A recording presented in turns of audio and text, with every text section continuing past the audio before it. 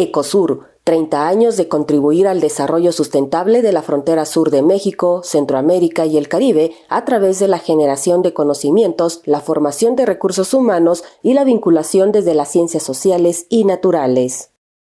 Ecosur, 30 años de contribuir al desarrollo sustentable de la frontera sur de México, Centroamérica y el Caribe a través de la generación de conocimientos, la formación de recursos humanos y la vinculación desde las ciencias sociales y naturales. Muy buenos días, tardes y noches tengan todas, todos y todes a esta tercera sesión del Seminario Institucional Académico en Ecosur titulado Despatriarcalización de la Tecnología y la Institución de Educación Superior, en particular la despatriarcalización o despatriarcalizar a la inteligencia artificial. Hemos tenido varias invitadas e invitados y en esta ocasión tenemos el honor, el placer de que esté con nosotros, la doctora Aimé Vega Montiel, investigadora en el programa de investigación feminista de el Centro de Investigaciones Interdisciplinarias en Ciencias y Humanidades de la máxima casa de estudio de la Universidad Nacional Autónoma de México. Vamos a pedirle a ella que se presente desde el lugar de enunciación en donde ella desee presentarse, tomando lo más interesante de su trayectoria, su carrera, o lo más significativo que ella quiera compartir. Y les recuerdo que este seminario tiene un carácter público, gratuito, y les pedimos que lo puedan compartir a sus alumnas, alumnos, colegas, directores, directoras, porque el objetivo de este tipo de seminarios es divulgar la importancia que tiene el uso de la inteligencia artificial. Y recuerden que tenemos una hipótesis que le subyace a este tipo de seminarios. Consideramos que el Internet, las redes sociales, las nubes de Internet tienen un alto contenido masculinizante y masculinizador, y que la inteligencia artificial toma de ellas imágenes, fotos, textos, música, y que ese es el contenido que toma para recrearlo y entregarnos en materiales armados por la propia inteligencia artificial, que de alguna forma está patriarcalizado, racializado, contiene cierta carga de clase social, etcétera. Pero dejemos que nuestra invitada Aimé nos platique cuál es su reflexión en torno a la inteligencia artificial, a su trayectoria dentro de estos espacios de tecnología y ámbitos digitales. ¿Qué tal? ¿Cómo estás, Aimé?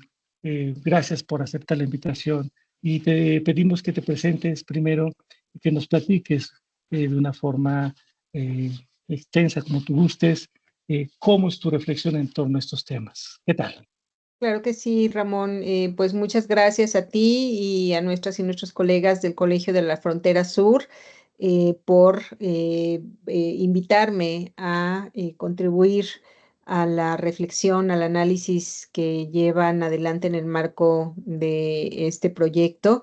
Y bueno, yo debo decir, soy investigadora, como lo has mencionado, en el CEICH de la UNAM, el Centro de Investigaciones Interdisciplinarias en Ciencias y Humanidades, integrante del programa de investigación feminista, y mi formación ha sido de origen y hasta eso, pues el doctorado, el posgrados en comunicación. Soy comunicóloga y me he especializado eso, en feminismo y comunicación, en el análisis de la comunicación y las tecnologías de información en los derechos humanos de las mujeres, el papel que juegan estos sectores, estas tecnologías en la violencia contra las mujeres. Y pues bueno, he enfocado todo mi trabajo académico y también mi trabajo como activista en la promoción de los derechos humanos de las mujeres en estos sectores. En el marco de la universidad, integro junto con compañeras feministas en la UNAM el Laboratorio Feminista de Derechos Digitales, que constituimos debido al incremento de la violencia digital contra las mujeres, no solamente eso dentro del espacio universitario, sino en otros ámbitos.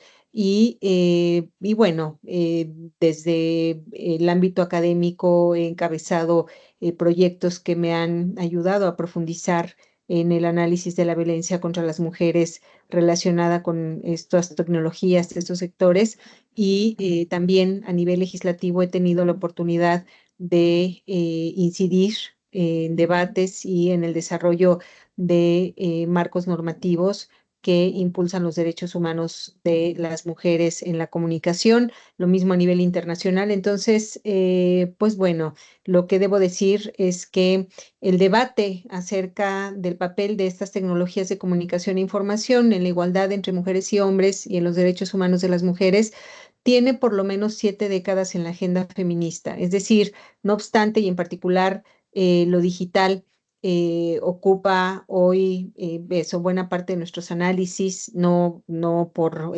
razones menores, digamos, se ha complejizado el problema, pero desde el feminismo venimos teorizando, diseñando conceptos, analizando, haciendo investigación empírica, trabajando esto en el diseño de marcos normativos, en el impulso de políticas públicas, etcétera. Ya lo digo desde hace por lo menos 7 décadas.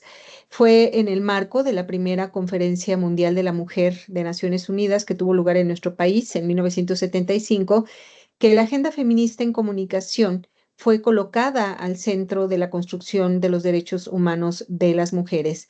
Esta primera conferencia fue el parteaguas que nos permitió en 1995 consolidar la hoja de ruta para el impulso de la igualdad entre mujeres y hombres a nivel internacional a través de la plataforma de acción de Beijing. El próximo año esta plataforma va a celebrar su 30 aniversario y la plataforma identifica las 12 áreas de mayor preocupación en materia de derechos humanos de las mujeres, en materias que incluyen educación, trabajo, salud, violencia y una de ellas, conocida como la sección J de la plataforma, que alude a los sectores de la comunicación y la información. Entonces, a partir de 1995 nos hemos dado a la tarea cada 5 años de revisar los avances, pero también los retrocesos en cada una de estas áreas. Y debo decir que en la revisión que tuvo lugar, ya cumplirá 10 años el próximo año, en 2015, en el marco de la Comisión para el Estatus Jurídico y Social de la Mujer de Naciones Unidas, que tiene lugar anualmente y en ocasión del 20 aniversario de la Plataforma de Acción de Beijing, el propio sistema de Naciones Unidas reconocía que de estas 12 áreas estratégicas, la que menos avances registraba era la relacionada con los medios de comunicación y la comunicación digital. Esto, por un lado, por los propios desafíos que representa el desarrollo tecnológico, pero por otro lado, también relacionado con la resistencia, por un lado, por parte de las grandes corporaciones de atender las recomendaciones que incluye esta plataforma de acción de Beijing relacionadas eso con el impulso de imágenes no estereotipadas de las mujeres a través de estas plataformas, con el desarrollo de contenidos promovidos desde una perspectiva de derechos humanos de las mujeres, promovidos y creados por las propias mujeres, incrementar el acceso y participación de las mujeres en estos sectores, principalmente en los puestos de toma de decisión. Vamos a ver más adelante, por ejemplo, en el sector de STEM, ¿no? Estas áreas vinculadas con ciencia, tecnología, ingeniería y matemáticas, cómo la brecha de género continúa siendo uno de los desafíos más grandes que enfrentamos. Entonces, se identifica por un lado eso, la resistencia, ya lo digo, de estas corporaciones, y por otro lado también la falta de responsabilidad por parte de los estados en asumir la responsabilidad que tienen de regular estos sectores. Hemos hablado, hemos desarrollado también propuestas relacionadas con lo que denominamos la corregulación, que justo apunta al papel del Estado como regulador del quehacer de estas corporaciones, de estos sectores en el marco de los derechos humanos de las mujeres, porque lo que hemos concluido es que la mirada sobre la autorregulación, que es la que ha prevalecido, y esta que refiere a que las propias plataformas, por ejemplo, se autorregulen, pues podemos decirlo, ya no es suficiente. Entonces, menciono la plataforma de acción de Beijing porque estamos en un momento muy importante, en un momento histórico muy importante de cara a este 30 aniversario y nos encontramos realizando un diagnóstico sobre los avances, pero también los retrocesos y los desafíos que enfrentamos. Entonces, esta plataforma, como lo mencionaba, estableció los principios y acciones para hacer de tecnologías como la que vamos a discutir el día de hoy, la inteligencia artificial, aliadas de los derechos humanos de las mujeres. A través de esta sección J, la plataforma fijó dos objetivos estratégicos. El primero ya lo mencioné, que es la erradicación de los estereotipos sexistas, y el segundo, el acceso de las mujeres en y a través de estos sectores, como ya lo dije, incluida su participación en los procesos de toma de decisión. Los principales actores interpelados por la plataforma de acción de Beijing son los estados parte, entre los cuales eso se encuentra el Estado mexicano y ya lo dije también las propias corporaciones de comunicación. Esta agenda se ha ampliado debido a la multiplicación de medios y plataformas que ha implicado el desarrollo de la comunicación digital.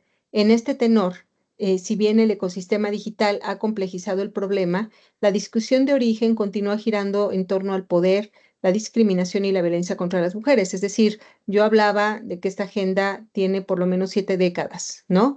Y las bases teóricas y metodológicas con las cuales discutimos desde hace 7 décadas el papel de los medios de comunicación y hoy del ecosistema digital en los derechos de las mujeres, en la violencia contra las mujeres, continúan estas discusiones girando en torno a los mismos problemas, que es la desigualdad en el acceso al poder, la discriminación de las mujeres en la sociedad y la violencia en su contra. ¿Qué pasa con lo digital? Siguiendo al especialista hindú Anita Gurumurthy, la organización social digital debe ser entendida por el feminismo como una nueva época en el capitalismo, de reestructuración de procesos sociales y económicos a través de la inteligencia digital basada en datos. Lo digital, nos dice Anita Gurumurthy, como el tecnoparadigma contemporáneo, parece estar alineado con una tendencia más profunda y desconcertante para la justicia de género, especialmente en los países en desarrollo. La era de la inteligencia está demostrando ser la era de la centralización, de la consolidación y monopolización de la economía de mercado.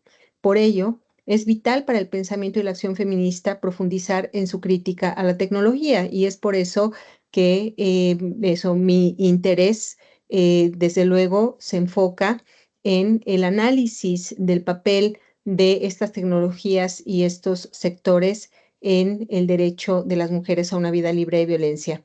En esta línea, la tecnología conocida como inteligencia artificial, que resulta de la combinación de algoritmos cuyo propósito es emular procesos propios de la inteligencia humana en máquinas, nos es presentada como el nuevo paradigma que esta vez resolverá los problemas que el Estado y la sociedad no han resuelto en relación a la desigualdad de género. Sin embargo, esto no está sucediendo. Por el contrario, esta, como otras tecnologías que le han antecedido, han agudizado la discriminación y la violencia contra las mujeres. Sin embargo, el enfoque tecnocentrista ha insistido en poner la tecnología al centro y la ve como la panacea que resolverá estos problemas. ¿Qué nos hace pensar que esta vez la inteligencia artificial sí tendrá la capacidad de literalmente realizar la igualdad y la no discriminación? No mirar a la estructura en la cual nuestra relación con la tecnología sucede nos ha impedido comprender por qué en el ecosistema digital se reproducen e incluso amplifican la violencia y la discriminación contra las mujeres. Las tecnologías no son espacios neutrales, sino espacios mediados por el poder que promueven la desigualdad entre mujeres y hombres. La tecnología es masculina y es territorio patriarcal, lo que explica que ahí las desigualdades se reproduzcan y refuercen. Ya desde la década de los 90, Jody Bachman hacía una lectura crítica de este tipo de propuestas a las que ella calificaba como una forma de determinismo tecnológico y biológico con una nueva apariencia posmoderna. Esta vez, nos decía Bachman, en forma de cibercultura que en sí misma y por sí misma liberaría a las mujeres. Criticaba al sujeto cyborg del que hablaba Donna Haraway, quien defendía que la tecnología es liberadora de la identidad y que posibilita, según ella, la creación de identidades deseadas. Este optimismo, advertía Bachmann, imposibilita nuestra comprensión de la persistente inferioridad de las mujeres en el campo de la tecnología. Nos decía ella, nos encontramos en el continuum de lo digital y lo social. Nos decía también, lo digital tiene materia, es decir, son empresas, son recursos, y de ahí lo importante que resulta el desarrollar una mirada crítica sobre la tecnología. En esta perspectiva, si reconocemos que la tecnología no es neutral, que está conformada a partir de las relaciones de poder que la producen y utilizan, probablemente tendremos más posibilidades de hacer de la inteligencia artificial una herramienta para promover la igualdad y la no discriminación. Mi punto es que para que la tecnología funcione, hay que generar los cambios estructurales que promuevan los derechos humanos.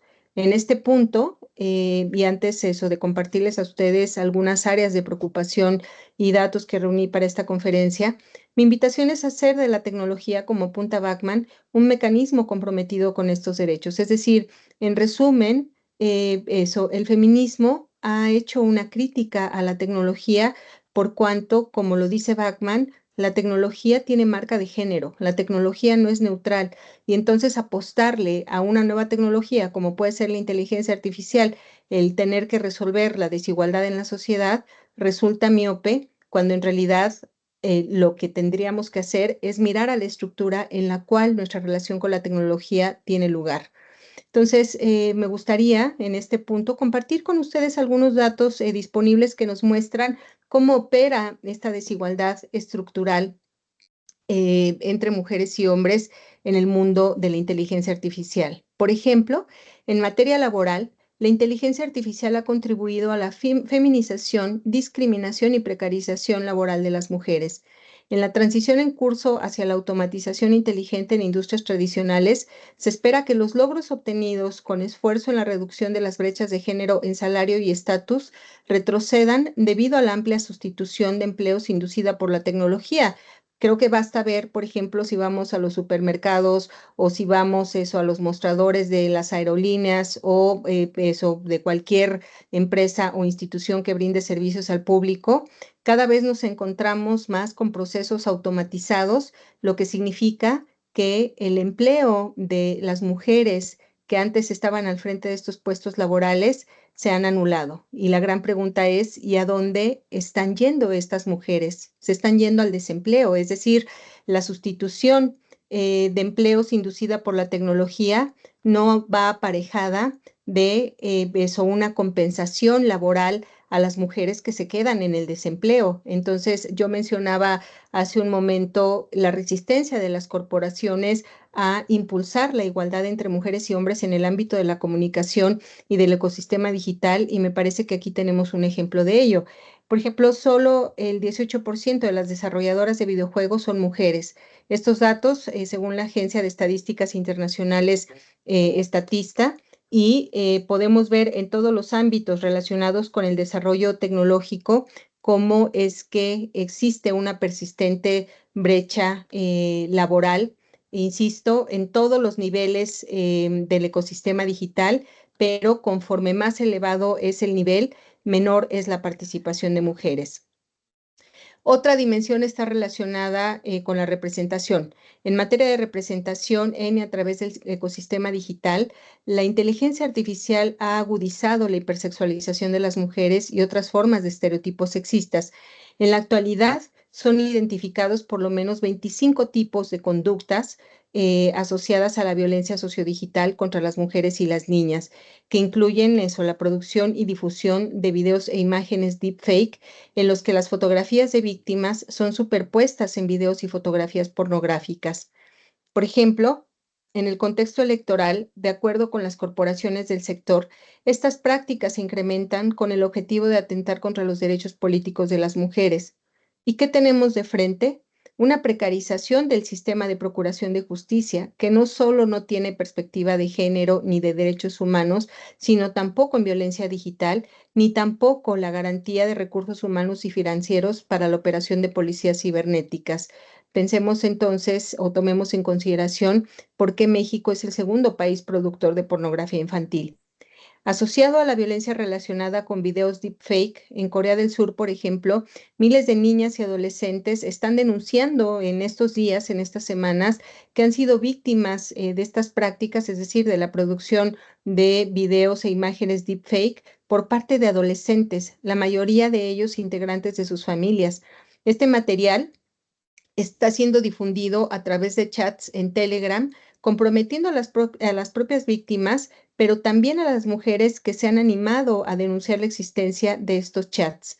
Al mismo tiempo, como lo denuncia Daniel Esquivel, la Unión Europea está promoviendo la producción de material erótico por parte de adolescentes. Y esto es un elemento que hemos revisado en el seminario de posgrado que encabezo en la UNAM, el seminario en feminismo y comunicación, cómo eso, propias instituciones y algunos organismos de derechos humanos incurren en esta confusión, reivindicando como parte de la libre elección, de la libertad sexual, eso, la producción de este tipo de contenidos que, como lo vemos, tienen en la base la violación de la integridad física, sexual, y psicológica de miles, millones de mujeres, de niñas en el mundo. Otra dimensión está relacionada con el cuerpo de las mujeres como generador de datos. Tal es el caso de las aplicaciones de ciclos menstruales en China, cuya enorme cantidad de información permite al gobierno de ese país saber qué mujeres están en edad fértil y tomar acción, incluso legal, en contra de las que no quieren ser madres o de aquellas que abortan. En este punto, Anita Gurumurti nos alerta sobre el caso de mujeres en ese país a quienes se les han enviado a campos de reeducación a partir de la información que logra tener el gobierno de los ciclos menstruales de estas mujeres. Otra dimensión está relacionada con la marginación de las mujeres en las áreas STEM, como ya mencionaba, estas áreas relacionadas con la ciencia, tecnología, ingeniería y matemáticas. Para 2050, de acuerdo con ONU Mujeres, el 75% de los trabajos estará relacionado con estas áreas. Sin embargo, hoy las mujeres ocupan apenas el 22% de los puestos en inteligencia artificial. Otra dimensión está relacionada con la vigilancia de la ciudadanía de las mujeres. La vigilancia estatal masiva y dirigida tiene profundas implicaciones para las experiencias de ciudadanía de las mujeres. Gracias a la red de vigilancia digital que el Estado chino ha construido en colaboración con más de 1,000 empresas de inteligencia artificial, el comportamiento de las mujeres en las redes sociales es rastreado, lo que constituye una flagrante violación de sus derechos. Y digamos, este caso es público, pero ¿cuántos estados en el mundo no llevan adelante este mismo tipo de vigilancia con el uso de la inteligencia artificial sin que la ciudadanía y en particular las mujeres tengamos siquiera conocimiento o noción de este tipo de violaciones a nuestra intimidad? Otra dimensión está relacionada con la agudización de la brecha digital de género. Gobiernos, por ejemplo, como el mexicano, no han incorporado una política integral de acceso universal a Internet que incluya alfabetización digital con perspectiva de género. No obstante, desde los años 70 por lo menos, México ha sido, o bueno, investigadoras e investigadores en México, organizaciones de la sociedad civil, hemos impulsado la necesidad o hemos llamado la atención sobre la necesidad de que el Estado mexicano impulse una educación, una alfabetización para los medios y hoy para las tecnologías digitales con perspectiva de género. Advertía la especialista Salma Jalife que no hay una política nacional de diagnóstico de brecha digital. En 2018, por ejemplo, hubo una iniciativa, pero no fue consolidada por las autoridades y esta es urgente porque lo que estamos viendo en la práctica es cómo eso se incrementa esta brecha que agudiza la desigualdad entre mujeres y hombres en el ámbito de la tecnología. Y una siguiente dimensión está relacionada con la falta de datos. Sabemos que una política es efectiva si contamos con los datos que nos demuestran las dimensiones de un problema, pero en países como México asistimos a un desmantelamiento de organismos como el INEGI, que durante por lo menos una o dos décadas nos permitió documentar la desigualdad y atajarla mediante el desarrollo de políticas públicas y mecanismos institucionales informados. Como hemos dicho ante la Comisión del Estatus Social y Jurídico de la Mujer de las Naciones Unidas, sin datos las mujeres son invisibles. Ahora, por otro lado, claro que reconocemos que la inteligencia artificial puede ser una aliada de los derechos humanos de las mujeres. Existen ejemplos de buenas prácticas que evidencian el uso de la tecnología, por ejemplo, para la prevención de la violencia contra las mujeres. En el ámbito de la seguridad, la inteligencia artificial, por ejemplo, puede ayudar a identificar zonas de riesgo y proporcionar a las víctimas información en tiempo real a través de chatbots, apoyo emocional y asesoría legal.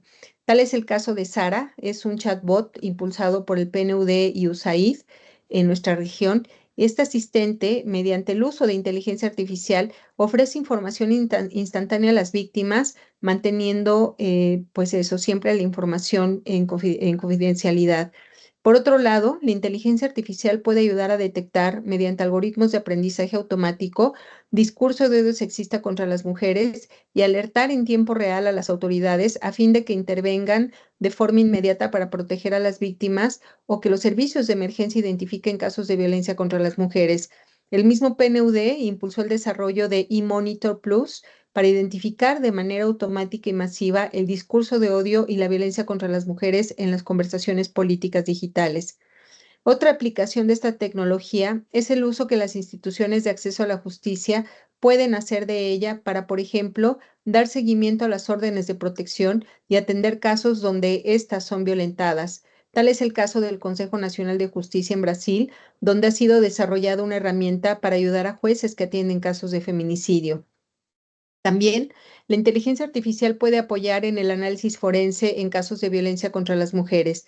Los algoritmos pueden analizar imágenes, grabaciones de audio y otros medios digitales para identificar evidencias relevantes. En el ámbito de la educación, los sistemas de inteligencia artificial pueden desarrollar programas de educación y sensibilización sobre la violencia contra las mujeres a través de la creación, por ejemplo, de contenido interactivo. También otra aplicación que observamos es la relacionada con eso, el papel de la inteligencia artificial en el monitoreo y evaluación de las políticas públicas implementadas para eliminar la violencia contra las mujeres. Lo que podemos decir es que la inteligencia artificial es un hecho tecnológico con implicaciones sociales y políticas muy importantes y que tendríamos que conocer sistemas de inteligencia artificial que pueden ser útiles para impulsar sus derechos humanos. Ahora, no obstante, las advertencias de Jody Bachmann acerca del riesgo de incurrir en el tecnocentrismo, el populismo gubernamental y legislativo prevalecientes en todo el mundo, y México no es la excepción, dan evidencia de la repetición una y otra vez del mismo error, y es el de pretender regular y enfocar los esfuerzos institucionales en cada nueva tecnología.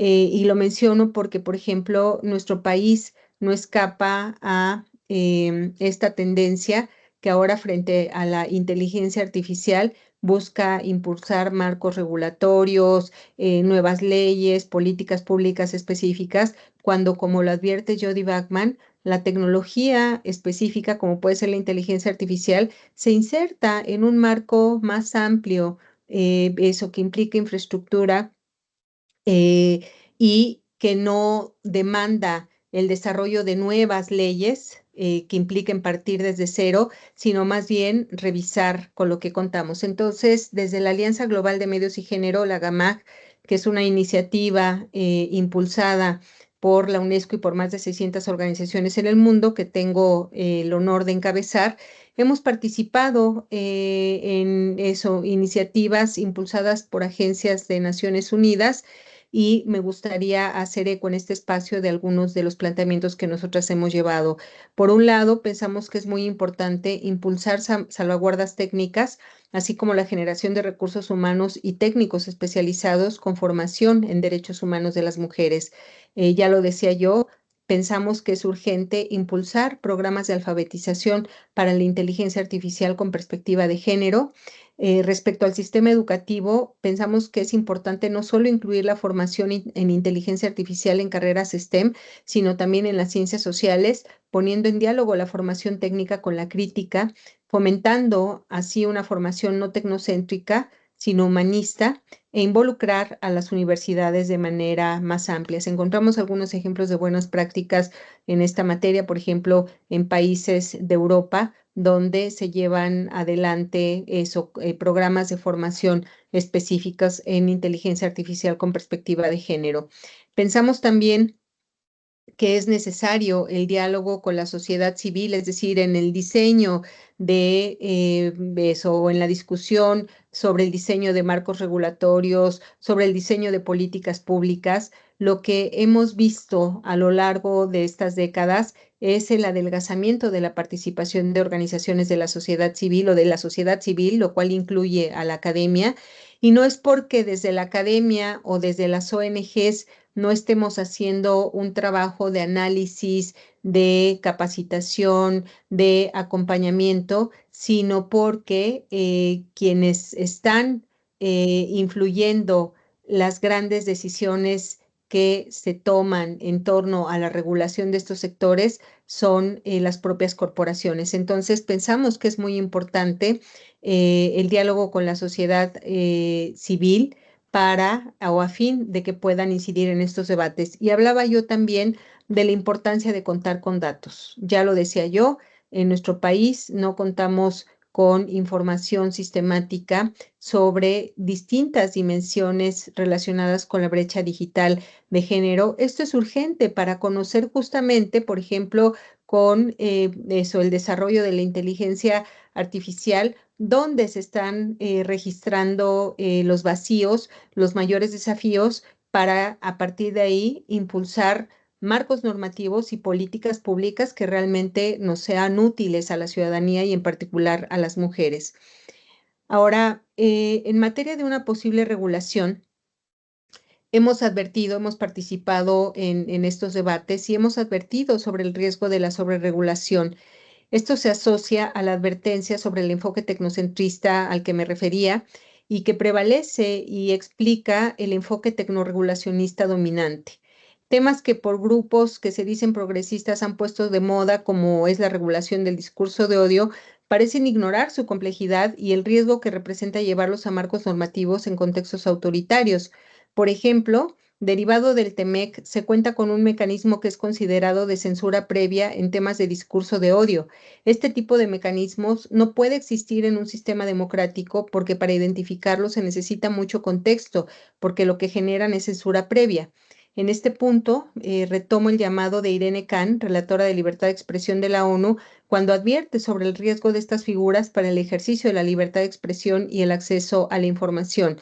En nuestro país, organizaciones como Artículo 19 han llamado la atención eso sobre los riesgos que representa la regulación para el ejercicio de la libertad de expresión, y en otros países también lo han hecho, sobre todo advirtiendo eso, contextos donde el regular sobre temas como discursos de odio en contextos de autoritarios puede resultar peligroso para la propia sociedad.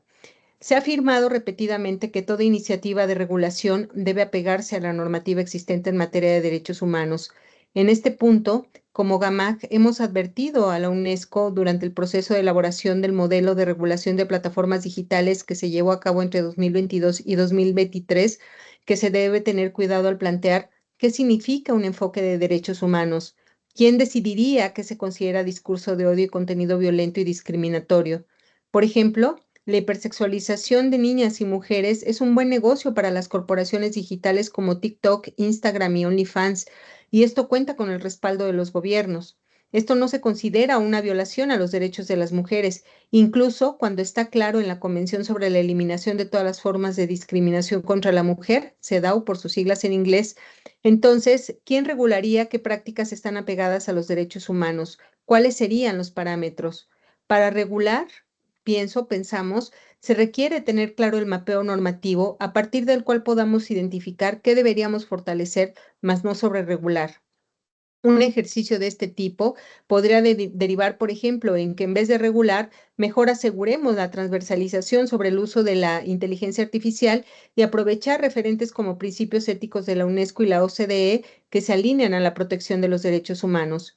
En esta perspectiva, nos adherimos a la demanda de fortalecer la regulación en temas como transparencia, que nos permita conocer cuáles son los usos y propósitos de la inteligencia artificial por parte del Estado. Mencionaba yo el caso en China, ¿no? Cómo eso, el Estado chino está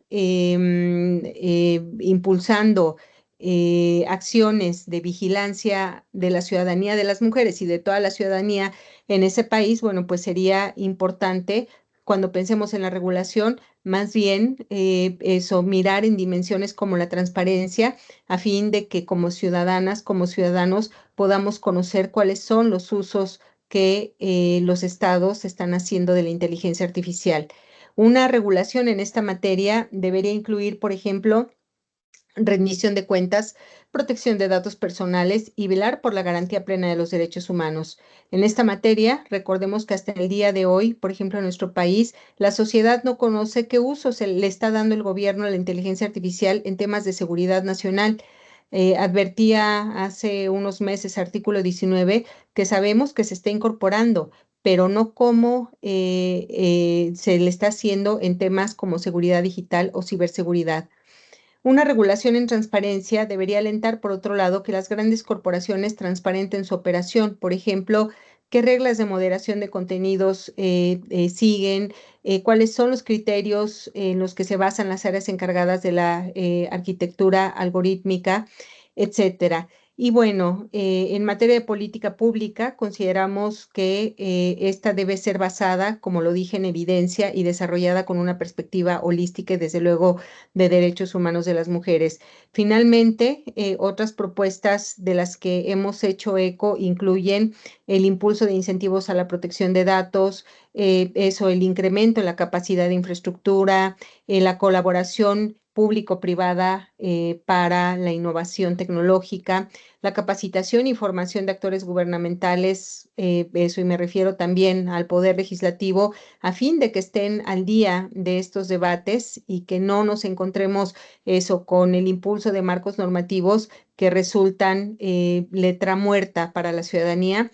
Y finalmente requerimos de una gobernanza global que promueva los principios de igualdad y no discriminación para la inteligencia artificial. Entonces, lo que vemos, estamos literal en tiempo real haciendo un análisis crítico del desarrollo de la inteligencia artificial, de sus implicaciones en la sociedad y en particular en los derechos humanos de las mujeres. Y lo que vemos es que en el patriarcado, lo reiteramos todo el tiempo, las mujeres no compartimos igualdad de condiciones ni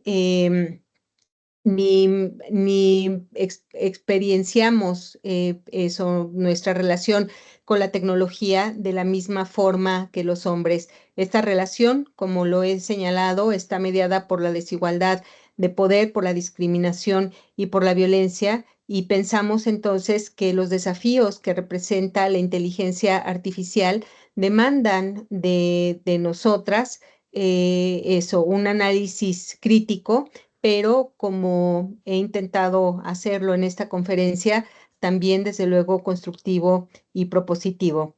Muchísimas gracias.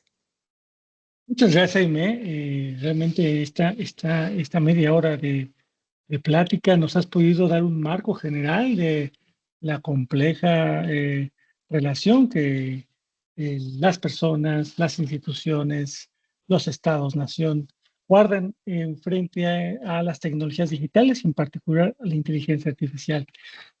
La siguiente media hora quisiera platicar contigo y hacerte unas cuantas preguntas que nos surgen de los otros seminarios, pero también de tu conversación.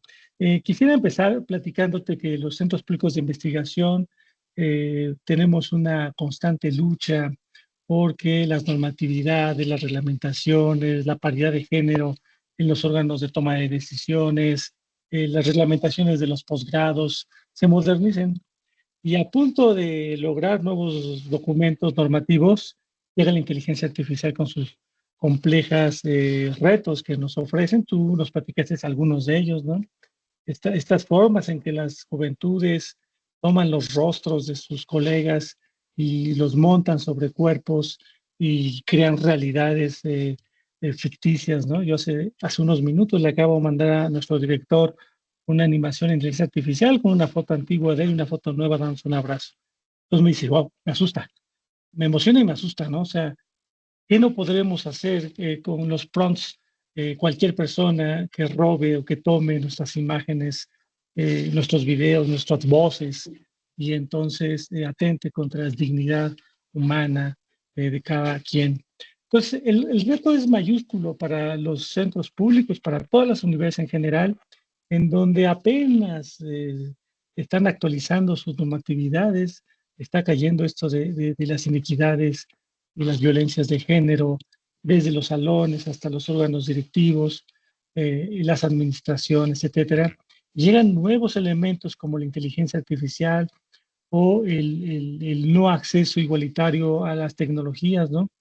Entonces, hace que otra vez se tengan que revisar normatividades para incluir estas nuevas violencias, estas nuevas violencias por lo general patriarcales.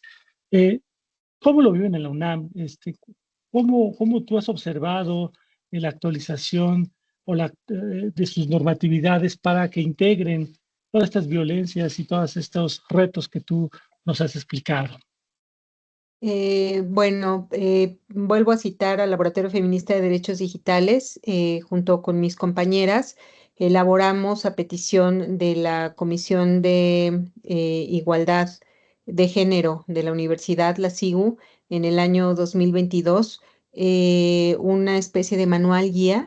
Fue un material precioso, o sea, la verdad es que nos esforzamos por eso, hacer un material que les fuera útiles a no solamente estudiantes, sino trabajadoras, trabajadores de base, personal administrativo, personal académico, puesto que los casos de violencia digital contra las mujeres en el ámbito universitario se han incrementado exponencialmente y debo decirlo también dramáticamente, ¿no? Yo mencionaba que son reconocidos por lo menos 25 tipos específicos de violencia sociodigital y las propias corporaciones reconocen que los grupos criminales van muchos pasos adelante en el desarrollo de softwares cada vez más sofisticados que son los que explican este problema, ¿no? El incremento en los tipos de violencia sociodigital, insisto, con programas cada vez más, con el uso de programas cada vez más sofisticados. Entonces, lo que hicimos en esta guía, que bueno, esperemos que pueda ser publicada pronto por esta coordinación de igualdad de género, fue por un lado identificar estos tipos específicos de violencia sociodigital, porque a lo que nos enfrentamos también, bueno, mencionaba yo eso, en particular el diseño, la creación, la producción de estos contenidos deepfake, ¿no? Pero no solamente, a lo que nos enfrentamos es a que cada vez es más difícil para una mujer, una adolescente que está siendo víctima de alguna de estas prácticas, identificar que eso es violencia, ¿no? En general, sabemos eso, la violencia en el patriarcado está tan naturalizada, tan normalizada, que es admitida socialmente como parte normal de las relaciones entre mujeres y hombres, y entonces no la advertimos como violaciones a nuestros derechos humanos. Entonces, la violencia sociodigital no escapa a este problema. En esta perspectiva, y voy recuperando esos elementos que me parecen clave y que ayudarían a a, a generar relaciones más constructivas con la tecnología, y es de ahí nosotras advertimos que era urgente impulsar una pedagogía, y entonces el principio en el que se basa el desarrollo de este manual, de esta guía, es justamente el de convertirse en un material pedagógico, no solamente para las víctimas, sino para toda la comunidad universitaria, porque en la discusión, por ejemplo, que se llevó a cabo en la Cámara de Diputados sobre la incorporación de la violencia digital, la definición de la incorporación de la violencia digital en la Ley General de Acceso a las Mujeres a una vida libre de violencia, que desafortunadamente eso se ciñó a un tipo específico y que además ha resultado muy problemático para las víctimas. Advertíamos que, de acuerdo, por ejemplo, a esa definición, hoy puede ser considerado agresor incluso un menor de edad, ¿no? Mencionaba yo el caso de estos chicos adolescentes en Corea del Sur, pero esto está pasando en todo el mundo, que sin saberlo están eso, incurriendo en prácticas que atentan contra los derechos humanos de mujeres, de niñas, de adolescentes, y esto lo que nos demanda es una pedagogía. Entonces, en esta guía, en primer lugar, ofrecemos eso, una identificación de estos tipos específicos de violencia digital, de estas conductas. En segundo lugar, también establecemos cuál es el marco de actuación de la universidad, ¿no? Porque sabemos que hay algunas de estas conductas que incurren en el ámbito penal, lo cual eso demanda la intervención de las autoridades del sistema de procuración de justicia. Es decir,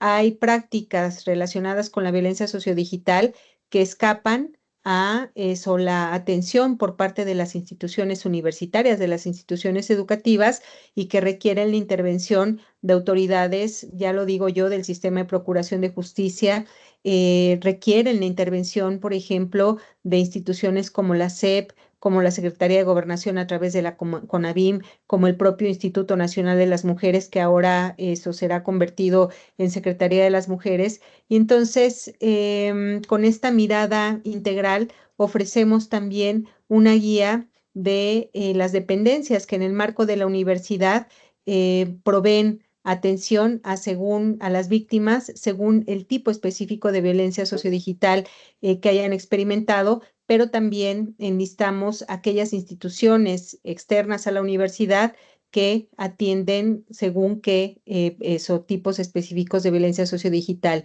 Incluimos también un capítulo muy importante relacionado con el cómo acompañar a las víctimas, ¿no?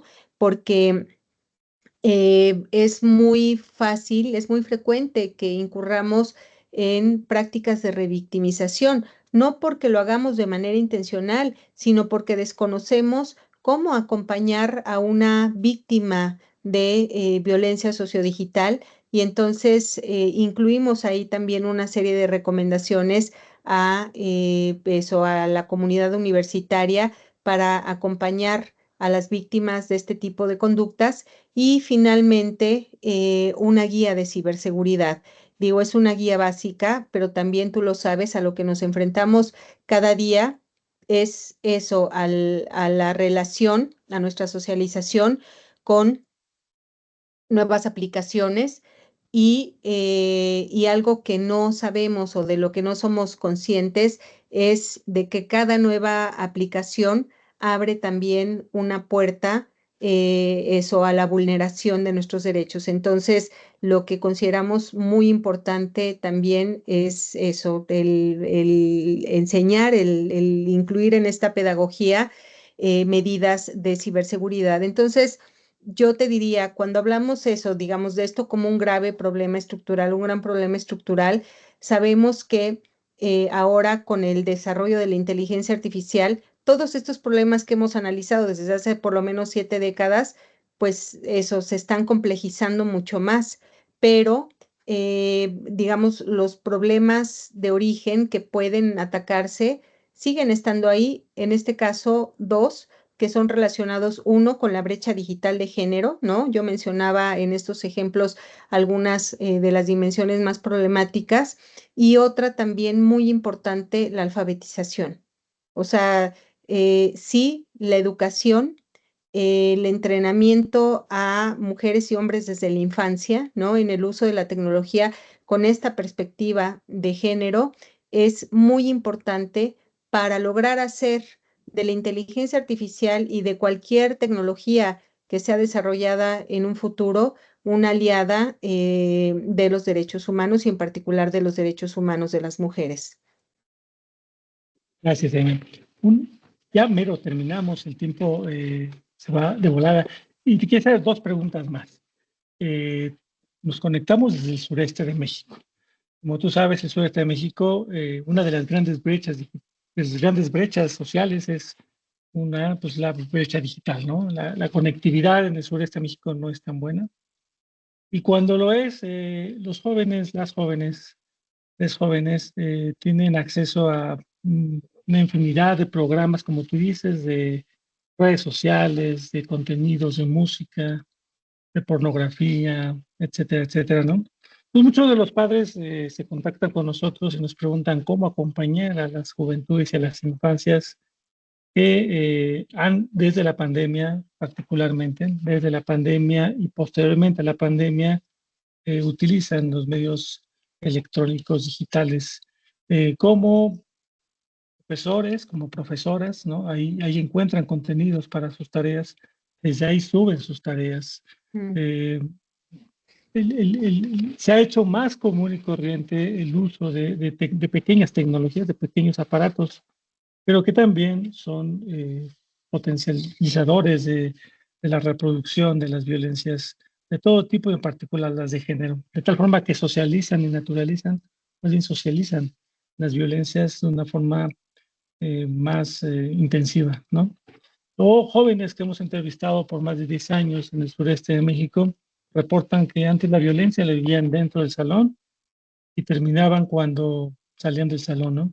Y hoy las violencias las perpetúan en el celular todo el día, toda la noche, todo el tiempo que les llegue un correo, un WhatsApp, un mensaje en redes, o suban sus fotos sin su autorización en redes sociales y todos opinen sobre su cuerpo, sobre su rostro, etcétera, etcétera, etcétera.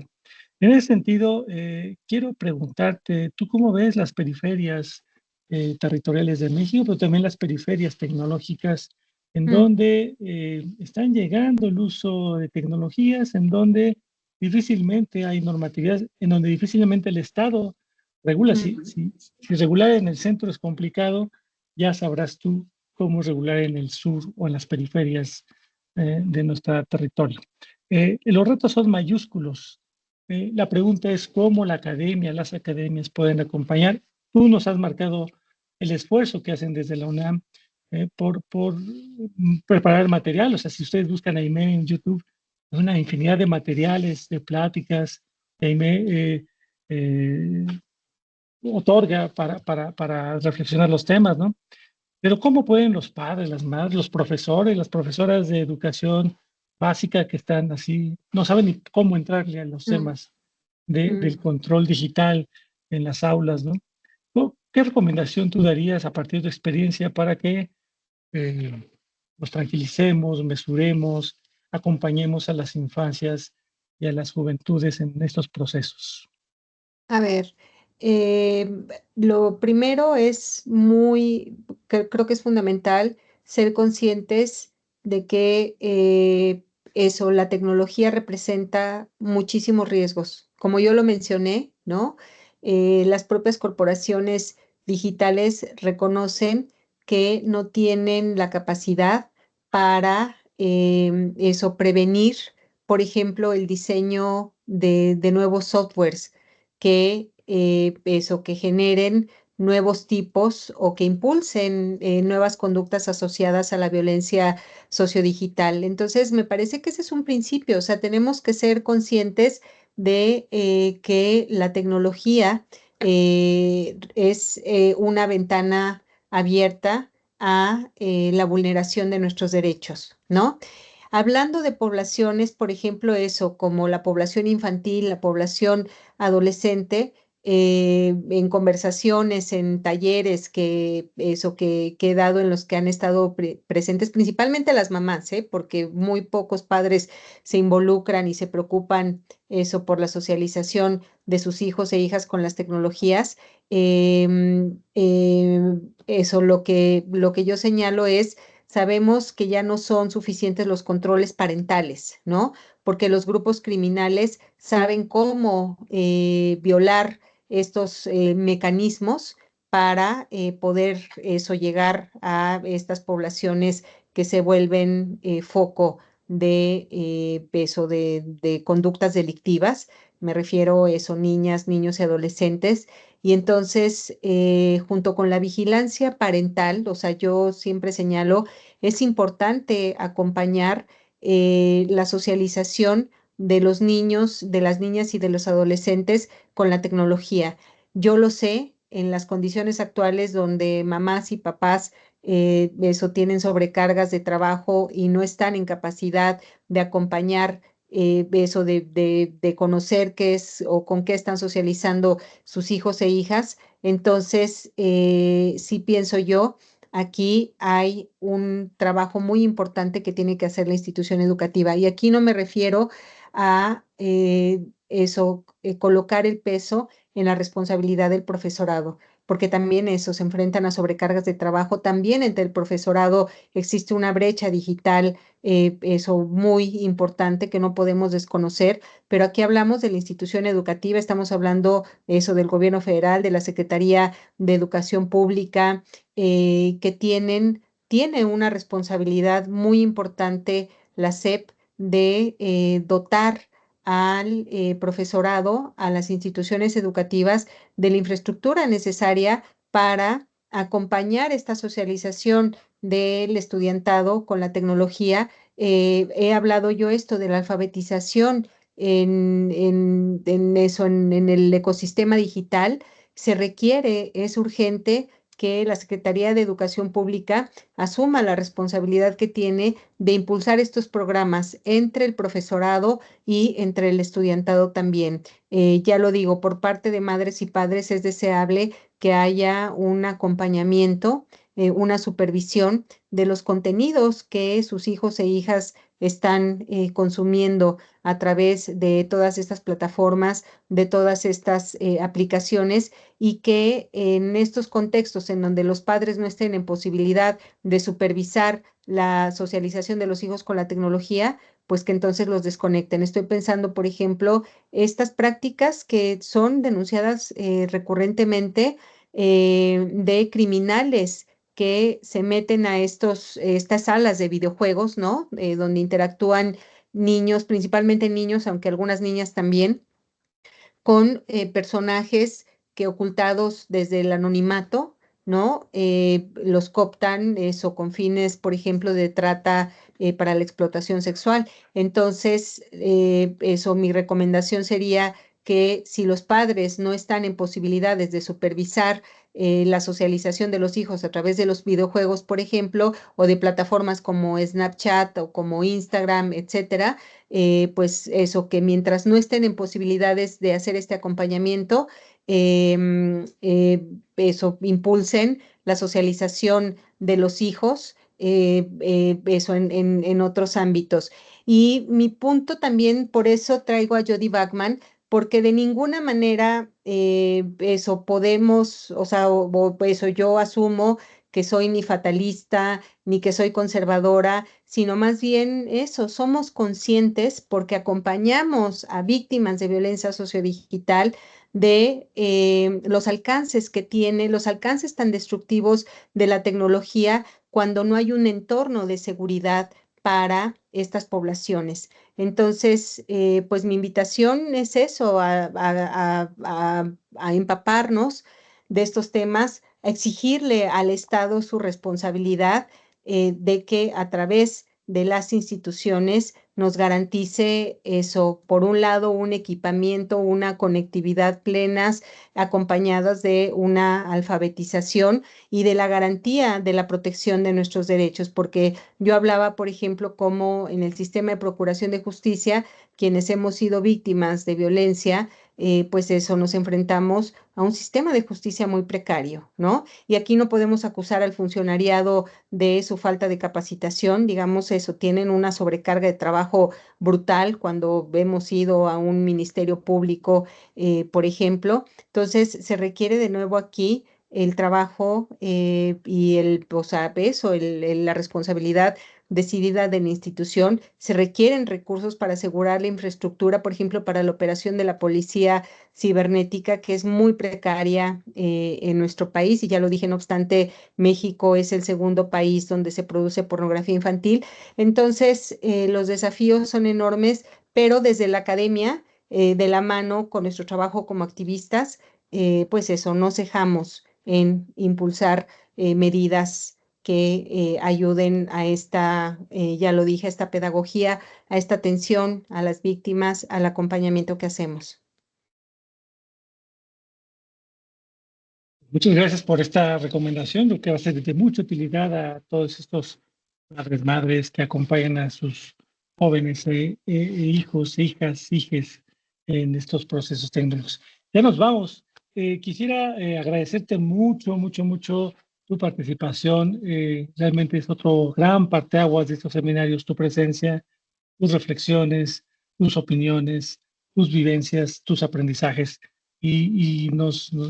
Ecosur agradece mucho que haya aceptado esta invitación y estamos muy contentos de que hoy te sumes a estos discursos antipatriarcales o despatriarcalizantes de las tecnologías, ya que tu presencia, tu voz en las redes luchan porque así lo sea. ¿Quisieras despedirte, mandar el último mensaje y con eso cerrar nuestro seminario? Muchas gracias, Ramón. Pues nada, reiterarte a ti y a la comunidad del Colegio de la Frontera Sur mi gratitud. Desde luego, eso, pues a la audiencia que esté siguiendo esta conferencia, que eso, que seamos conscientes de que la tecnología, claro que representa posibilidades eso para una vida más vivible, para una mejor vida, pero también muchos desafíos. Entonces, bueno, pues muchísimas gracias por este ejercicio. Nada, te agradecemos a ti y con ustedes la doctora Aimee Vega Montiel, investigadora en el programa de investigación feminista en la Universidad Nacional Autónoma de México. Muchas gracias a todas, a todos y a todas y nos vemos en la próxima sesión del Seminario Institucional de Ecosur, Despatriarcalizar a la Inteligencia Artificial. Un saludo y buenas tardes, noches, días. Hasta pronto. Gracias, Aimee. Un abrazo. Gracias.